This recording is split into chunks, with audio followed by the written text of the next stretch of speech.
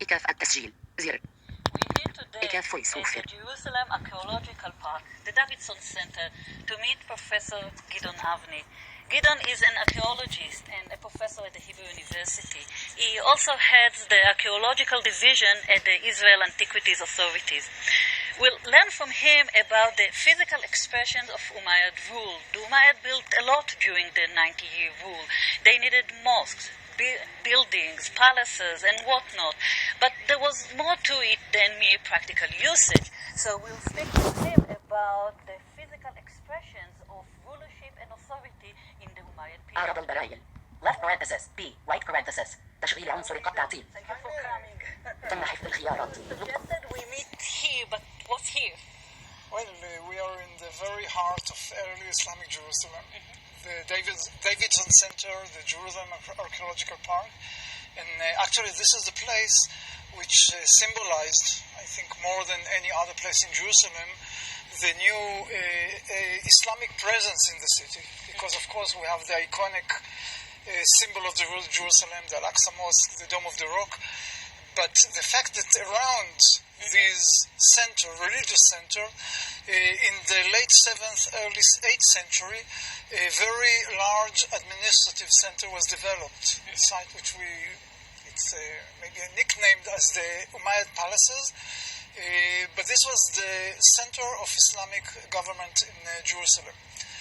By some mysterious way, we know about this place only from archaeological excavations that has been conducted from the late 1960s, early 70s, Benjamin Mazar, Meir Bendov, and they exposed 4 magnificent structures, very large one, square, 70 by 70 meters each, and built in a distinctive way which is new to Jerusalem. And this is actually the new established administrative center of Islam in Jerusalem. Can you describe Jerusalem at that period? Was it big? Was it important, aside of it being a center of administration? Well, basically, when the Muslims came, they encounter a Christian city. The Church of the Holy Sepulchre, located right on the hill behind us. Many churches, more than 70 of them, and it's a living city. I mean, it's a living city, a living Christian city, and then 638, the Muslims come, Khalif Ammar, and they rebuild the area of the previous Jewish temple. They established the Haram al-Sharif, the big construction under Abd al-Malik and al-Walid. And actually, when you think about Jerusalem, you might think about a Muslim city, but it was not. It was continuing a Christian city with a new Muslim established right in this place. Actually, this was the center of religion and administration, but if you walk uphill over there, you're again in the middle of a Christian city, even in the 8th, 9th, 10th century. And this is one of the, one of the most interesting things in the history of Jerusalem during the early Islamic period. And the Umayyads didn't build only here, right? They built in other places. In the region, yes, in Palestine, the Levant. They left impact, but when you are looking about the Umayyad impact on Palestine and surrounding, even the bigger Sham, the impact is expressed by magnificent, isolated structures, so-called the desert castles. We have about 45 of them, spreading from northern Syria until southern Jordan and Palestine. If you look around us, this is quite exceptional, because this is urban. This is urban, and the most, or even all other sites, are located within rural, within desert, within the steppe surroundings. You go to the Jordan Valley, you can see Hebet el-Mafjar, the Sham Palace. You go to the Sea of Galilee. You have Tiberias, of course, the capital of Jund al-Urdun. But looking north and south, you will find Hebet el-Minya and Hebet Sinabra, 2 palaces located in close proximity to Tiberias. You go beyond to the Syrian desert, Qasr al-Sharqi and al-Gharbi.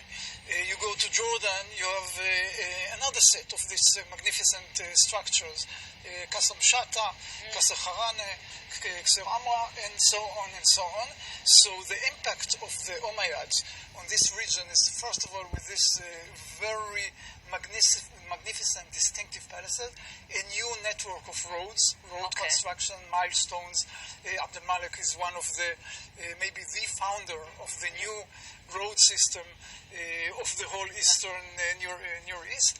When you look at the urban communities, you see the Umayyad touch, but by no means they don't destroy anything. They incorporate with the existing cities. Only 25 kilometers away from here, there's Khirbat al-Mafjar, Hisham's palace. So why did they build it so close to here?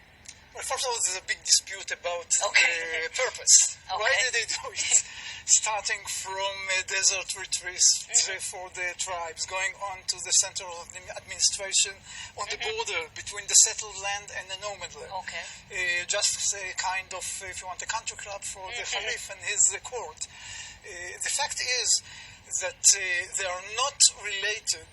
In most of the cases, they're not located exactly on the fringe of the city. There's a distance of 20, 40, 50 kilometers from the city, but there are very clear connections between the desert palaces and the city. The other very interesting fact is that the architectural language of this building changes from 1,000 years of Greek, Roman, Byzantine world, and they are speaking in more Eastern languages, like the Persian elements from Inner Asia, of course local elements from Arabia and so on. It's a kind of a mixture of different traditions, even in craftsmanship. You see the elements that were taken from the Byzantine world in combination with Persian, Sasanian elements, Egyptian elements. In what sense was it palatial? Was it? You said it was a sort of a country club, so was it only about luxury, or was it really? Well, first of all, the size. The size speaks by itself. Here we have four complexes. Each one of them is about 70 by 70 meters. So this is not something that go just like this in the urban community.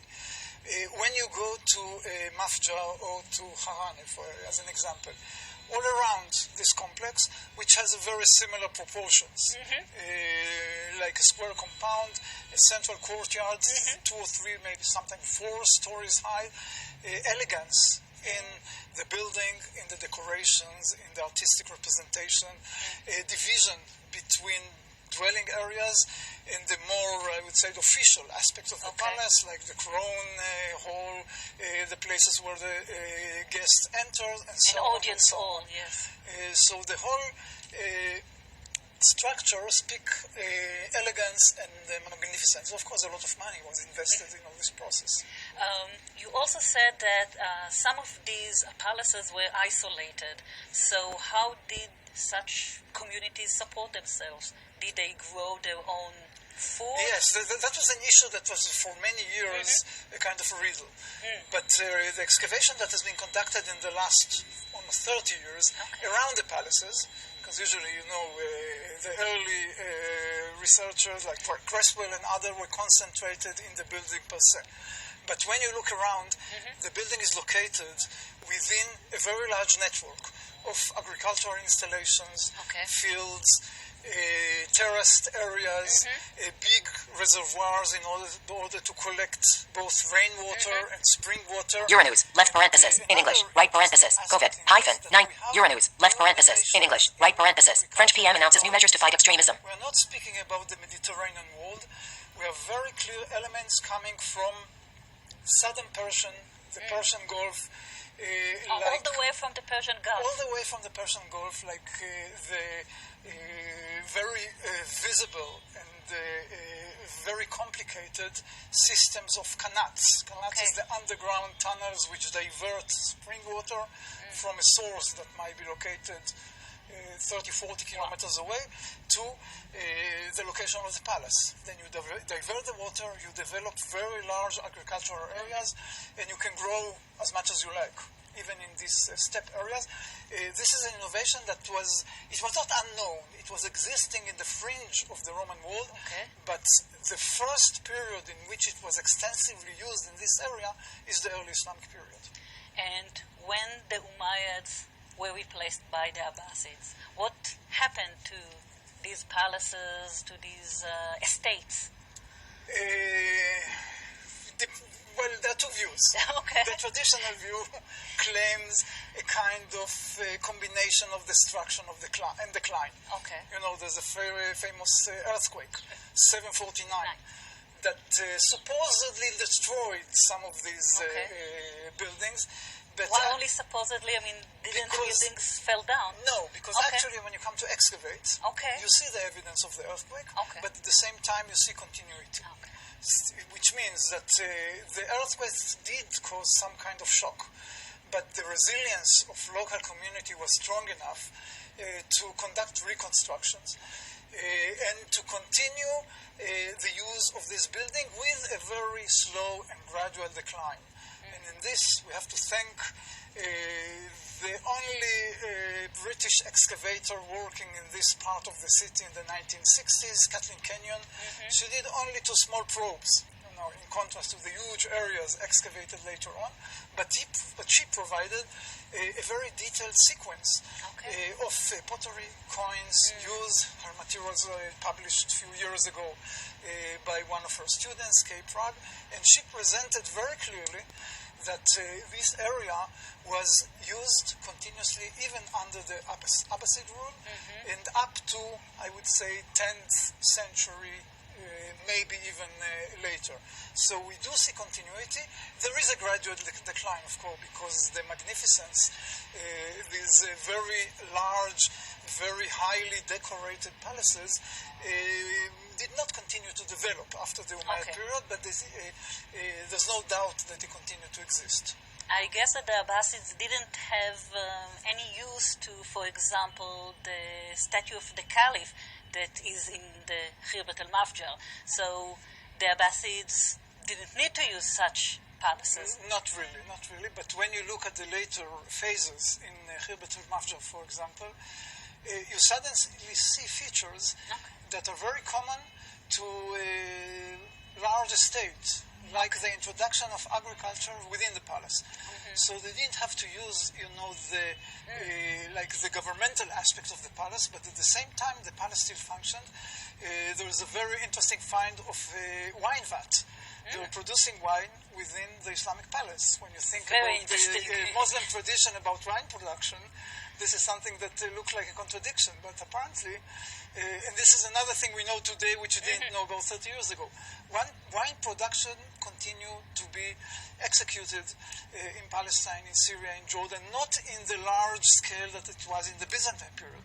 This was not the wine production center for the whole Mediterranean, but they were still producing wine for local consumption, and the find in the Khirbet Mafjar and now in some other places show that even within this palatial complex or agricultural estate that continued to be used in the Abbasid period, they knew how to enjoy life, including drinking wine. One last question, a personal question.